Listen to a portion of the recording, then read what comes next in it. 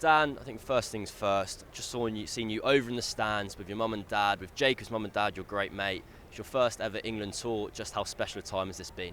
Yeah, it's been really special. To spend it with Jacob has been pretty cool, and mum and dad coming over to watch my T20 debut has been special. And to be 2-0 up in the T20 series is awesome, and hopefully we go to St Lucia and get the job done. Let's get right into it. I've heard a rumour that you're a talkSPORT listener. Is this true? Can you confirm or deny? Yeah, this is true. So who's your favourites? You said a name that surprised me here. Simon Jordan. Why so? Just talks a lot of sense. I can listen to him all day, to be honest. He's so in-depth knowledge about football, and the way he talks is so meticulous in his words, and he knows a lot about sport, especially football and boxing. This is music to my ears, Dan. I want to get on to some of your bowling. Like, to my eyes, you're unique. You're one of one in the world. Where did you start, and how did you start bowling this style of off-spin? Like I said, the pace has always been there. It's and at Warwickshire and playing in the 100, it's been one of the things I have to use to my advantage. It's the game nowadays.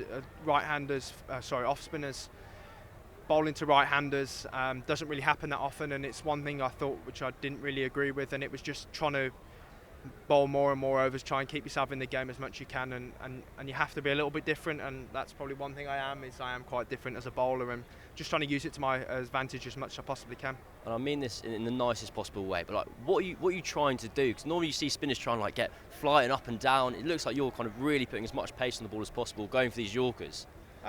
To be honest, I'm trying to use the conditions. I'm trying to understand what the batter's trying to do. I know these boys, they're so strong with their step hits, and he's just trying to keep that out of them, to be perfectly honest. And for me, I know I bowl a lot of Yorkers, but I try and use the dimensions. I try and use the wind as much as I can, and obviously the Yorker I've used quite a lot in the 100 and for Warwickshire, and coming here, it's just keep on doing what you've been doing, the reason you've got selected, so it's just keep on doing what I've been doing. Just want to ask a little bit about the ODI series. Sam Curran said on debut you walked out and you're like, gonna be honest mate, like, I haven't played much of this in the past, like, not really sure what I'm meant to be doing here. Cut to 2 matches later, maiden half century.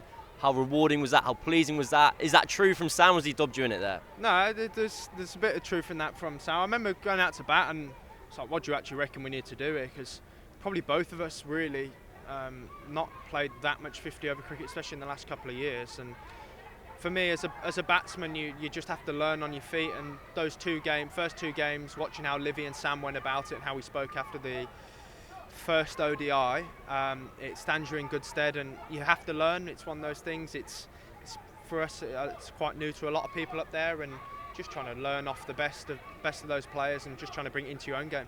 I remember looking up, trying to see when the last time you had played a 50 over game was. It was over 3 years ago, and you're playing in a domestic competition in Sri Lanka. Please explain what was going on there. So basically, I had quite a few injuries. I kept on breaking fingers, and I wasn't playing much cricket, and I had an opportunity to go over there, and the club looked after me really well, and it was just an opportunity I didn't want to turn down. I weren't playing any franchise cricket then, so I actually had an opportunity and time to go over, and yeah, I think I played 3 or 4 games. I did pretty well in the last game, but it stands you. It does all those things.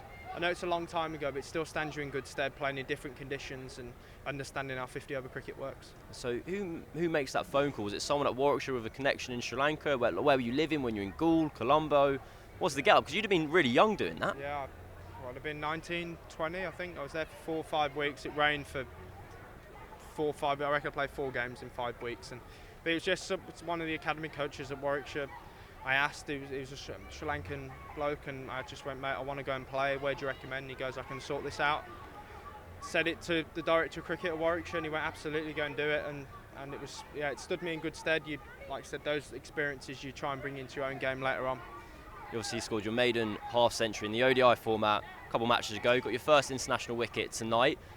What are you, batting all-rounder, bowling all-rounder, genuine all-rounder? Where do you see yourself? Genuine all-rounder, to be honest. It's obviously here we've got so much batting, left, right-handers and stuff like that. So you actually don't always know probably where you're going to bat, but that's just the way T20 cricket is. It's you've got to think on your feet. But yeah, I'm definitely a genuine all-rounder, especially in the shorter format of the game. And finally, just to put you on the spot, in your talkSPORT power rankings, where does Sam Ellard fit in? Where does Alan Brazil fit in? If we can put Sam quite near the top, we'll be happy for that. Sam's good because he talks about cricket, and there's not always that much cricket being spoke about. Alan Brazil always makes me laugh, especially when he's on with Ali McCoist. Them two always make me have a little chuckle at what they're saying. Dream breakfast combo. Dream breakfast combo. Oh yeah, presenting. Ali McCoist is up there. Laura Woods was very good. Brilliant. Like just to listen to, so knowledgeable about different sports. Simon Jordan and Gabby. On AM, on DAB, via the talkSPORT app and on your smart speaker. talkSPORT.